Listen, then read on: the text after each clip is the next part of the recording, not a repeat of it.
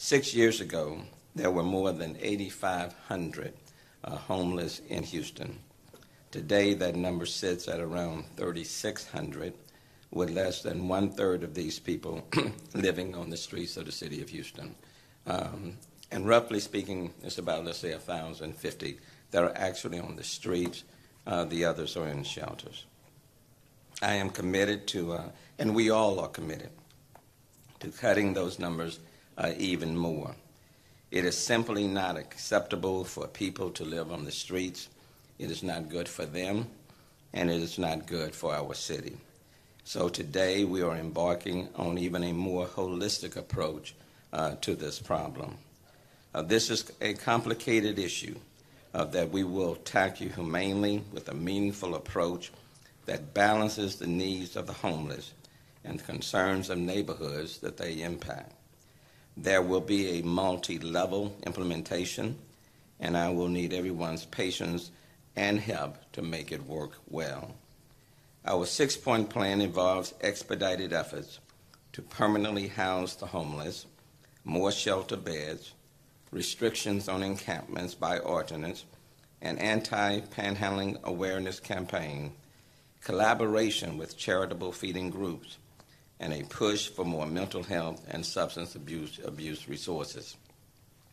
At the center of the plan is expansion of The Way Home, the coordinated housing initiative of 100 public and private organizations that has reduced overall homelessness by 57% over the last 5 years.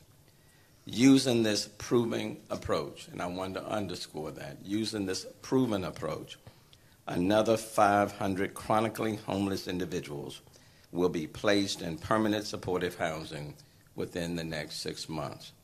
That is an aggressive position that we are undertaking, but I am convinced with the people that are standing here and those who are not standing here that we can achieve this goal within the next 6 months. Coupled with this aggressive goal is continued investment in new permanent supportive housing units, but more apartments are always needed. And I appreciate Andy Tees from the Apartment Association for standing with us today. Thank you, Andy. I am calling upon apartment owners and landlords with vacant units to step forward and be a part of the solution. Another 215 shelter beds, point number 2, another 215 shelter beds will come online in August when the new Star of Hope campus on Reed Road is finished, primarily for women and children. Let me say in San Antonio, several of the city council members and the chief were there in San Antonio, they have Haven for Hope. I think Valero Oil invested like $100 million to get it built. It houses, let's say, 1,500 to 1,700. Those who want to live and house in the dorms, they can. Those who want to live out in the courtyard, who don't want to go inside, they can. Costs about $23 million a year to fund. We don't have that, okay? But what we do have is an organization like Star of Hope that serves that part of it that's providing homes, shelters for those who want to live within an enclosed sort of structure. And so by August of this year, 215 shelter beds, primarily for women and children, will be established.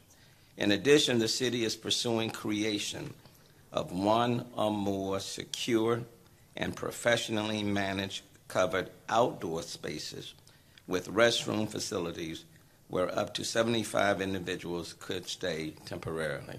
Let me underscore that. We don't have Haven for Hope, but that doesn't mean that in a conceptual way we cannot put in place or utilize what we are doing and add to it to achieve the same goals and objectives. And so, in addition to everything else, the city is pursuing creation of one or more secure and professionally managed covered outdoor spaces with restroom facilities where up to 75 individuals could stay temporarily. The goal is to get as many people as possible into permanent housing or shelters.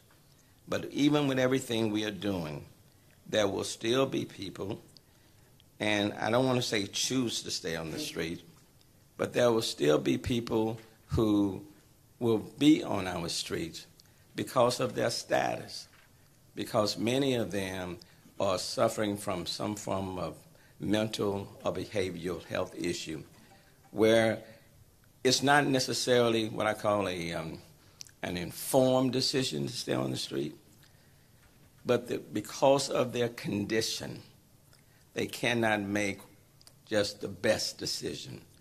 They don't choose to stay there, but because of their mental or behavioral condition, this is where we find them at this point in life.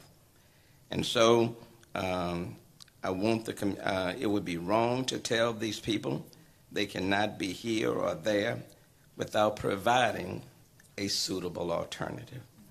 And I want the community and city council members to help me, as the mayor of this city, to identify locations in their districts we can use as temporary outdoor shelters and for feeding the hungry.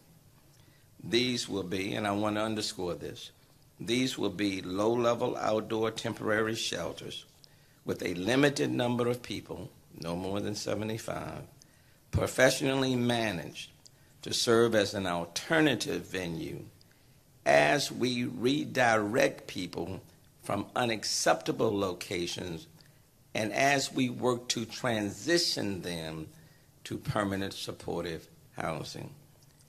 Third, the city will continue weekly cleanups of encampments to address health and safety concerns while the homeless are transitioning to shelters and permanent supportive housing.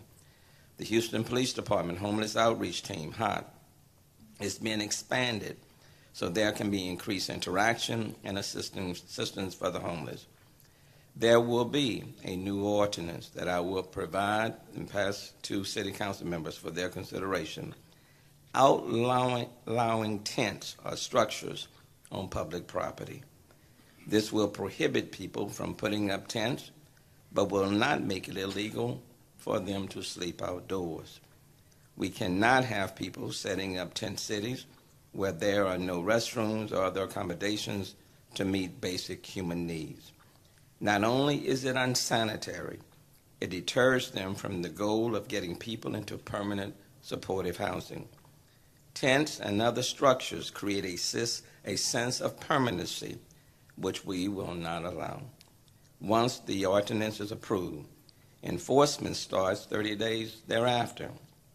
And during the transition, HPD's HOT teams and other homeless stakeholders and partners will work to compassionately redirect those in encampments to other options. And the point is, and one of the reasons why we are creating these temporary low-level shelters is that as we tell people, no, you cannot be here, we also need to provide them with where they can be as we collectively work to improve their lives and state of being and transition them to permanently supportive housing. But no tents or permanent structures can be allowed. This will take place 30 days after the ordinance has passed City Council. The Texas Department of Transportation is assisting by installing no camping signs at freeway underpasses and is working to allow the city to have access to the underpasses for parking and economic development, something I noticed during my trade mission to Mexico City last year. When we were in Mexico City, underneath the underpasses, there might have been some flower shops, or there may have been some small businesses, all underneath those underpasses, utilizing that public space for more constructive purposes. I have asked TxDOT to allow the city to utilize that public space for same or similar purposes. I want to thank Quincy Allen, who's here with TxDOT for our area, who has worked with us on so many different things. Thank you, Quincy, and thank you, TxDOT. 4, we're also taking aim at panhandling with a new ordinance prohibiting obstruction of roadways and an aggressive anti-panhandling media campaign involving TV, radio, print, and social media ads, street signage, billboards, and a way to donate to service organizations via text and online giving. The campaign, this aggressive anti-panhandling campaign, is being funded by 15 management districts, urges residents to help bring about meaningful change by donating their spare change directly to organizations that provide service. And so the slogan is, meaningful change, not spare change. I want to thank Lee Vella from Clear Channel and the 15 management districts who are stepping up and providing close to $150,000 to initiate this campaign. Houstonians are some of the most generous people you can find. And Houstonians want to help those who are less fortunate than themselves. But let me just put in a cautionary note. In our desire to help, sometimes we can do more harm. I will ask City Council to pass an ordinance saying no, you cannot be out there stopping traffic and things of that nature.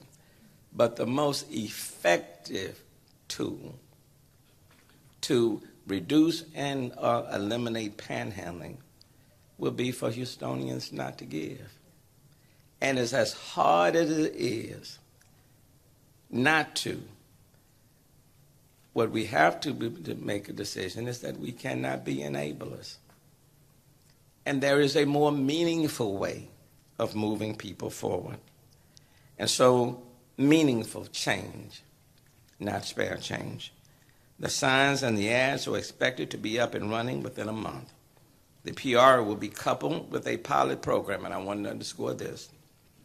The PR will be coupled with a pilot program to connect panhandlers to employment opportunities with the Texas Workforce Solution, and we've already worked with them.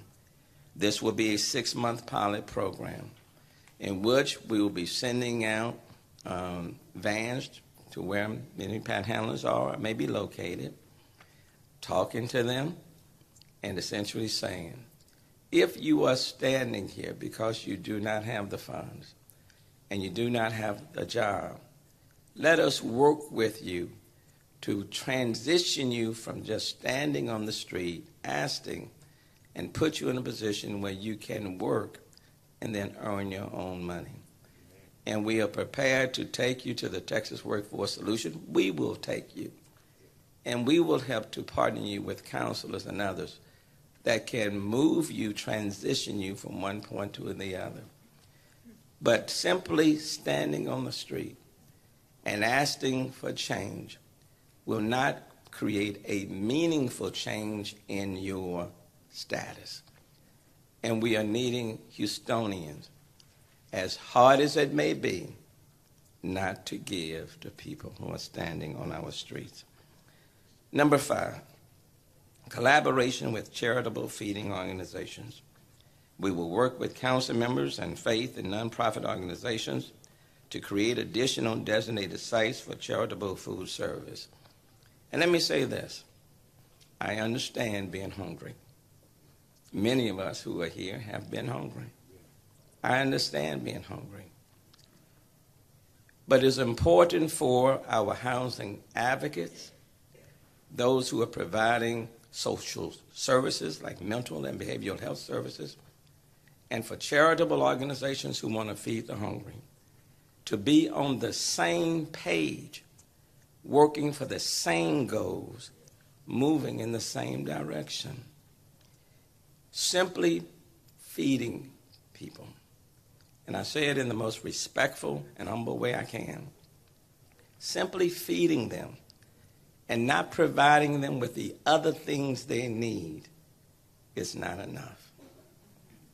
And if we are feeding them to make ourselves feel good, but at the end we step away from them and they are there and they still need social services, they still need a job, they still need mental and behavioral health issues, then we have to be very careful that we don't cause them to congregate.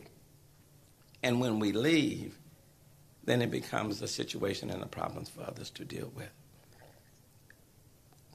Let's feed them where it becomes a meaningful change in their lives. But if we are trying to house them and provide them with the services, and if those who desire to feed can cause them to come, and then we can have all the other wraparound services that they need, and so after we have fed them, we can also attend to their other ailments, then we are working in partnership. And the person, after being fed and gets the additional services, will be in a much better position to move forward. I am asking Houstonians and organizations in our city to work with us. Do we want you to feed the hungry? Absolutely.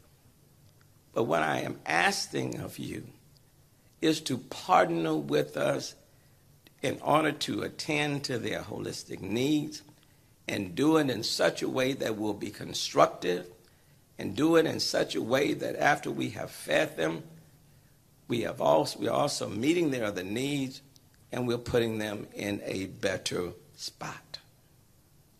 And I'm asking you to work with us. And then point number 6. A lot of the homeless, and probably the biggest point, a lot of the homeless have mental health issues and have repeatedly fallen through the cracks of the social service system. We can implement all of the assistance options we can think of, but without increased funding resources for mental health and substance abuse treatment programs, the cycle will continue to repeat itself over and over and over again. The city's governmental team will push for more funding at the state level while the legislature is in session through the end of May.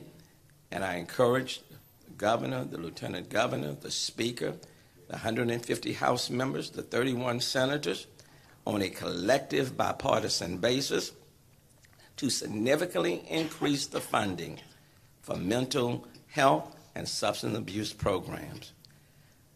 Same thing on the federal level. The city's governmental team has been assigned with the task of pushing it. We will work with the county for more detox centers, and we have had conversations with Sheriff Ed Gonzalez, and he's moving forward with that on that end.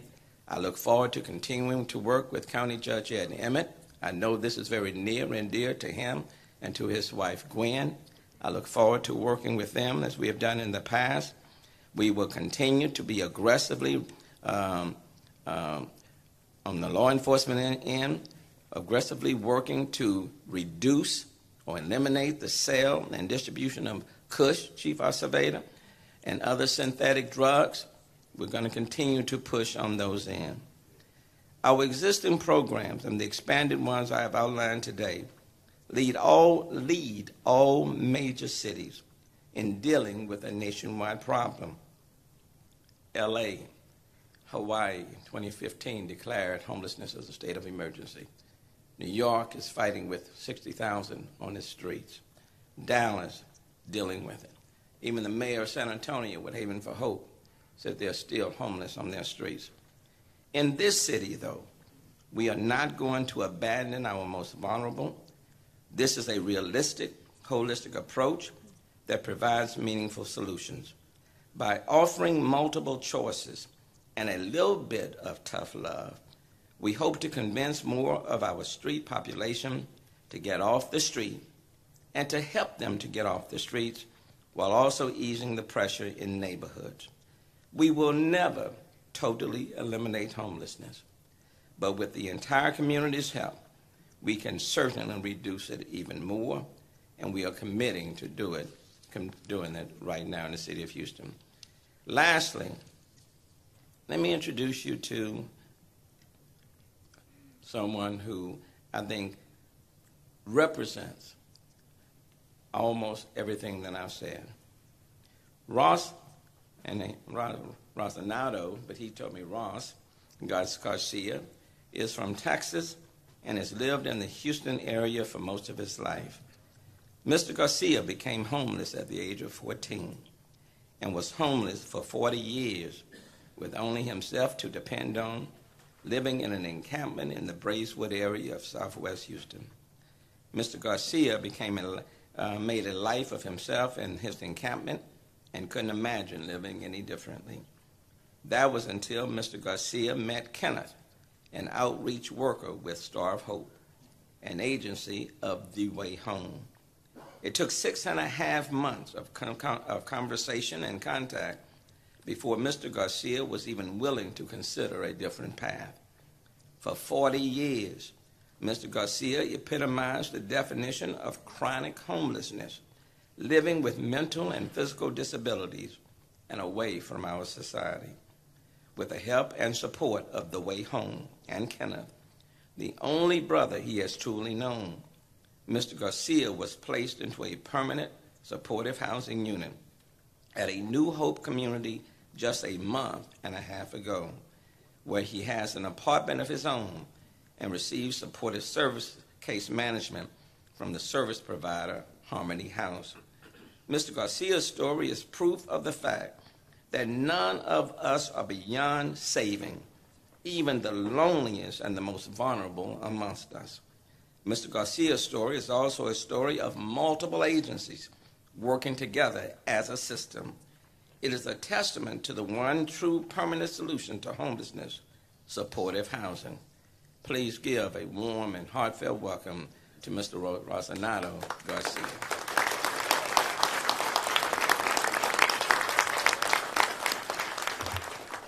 Hi, good morning, everybody. I just wish to thank everybody for giving me the privilege of being here. I'm overwhelmed. Thank you. I've always been homeless, and I believed I would always be homeless. And the last couple of months have been life-changing. And when I met Kenneth Devon, my case manager, he just put me in a place that was just a life-changing thing for me. So I'm still adapting. I'm still trying to retrain the way I think, a lot of things. But now I have a place of my own and a new outlook on life, and for the first time, I really am excited. I'm overwhelmed, and it's just a great thing.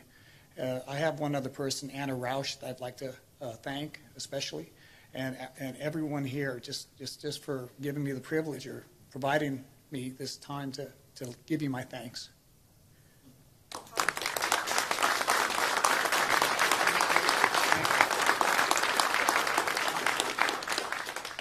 There are many others Garcias that are out there. And today we're taking a significant step forward. So I want to thank all the partners, Metro, stepping in, HPD, Fire Department, the faith-based religious community, all of the 100 homeless partners that we have, everyone, community, neighbors, and simply ask as we move forward. Let me ask you for your patience as well as your understanding.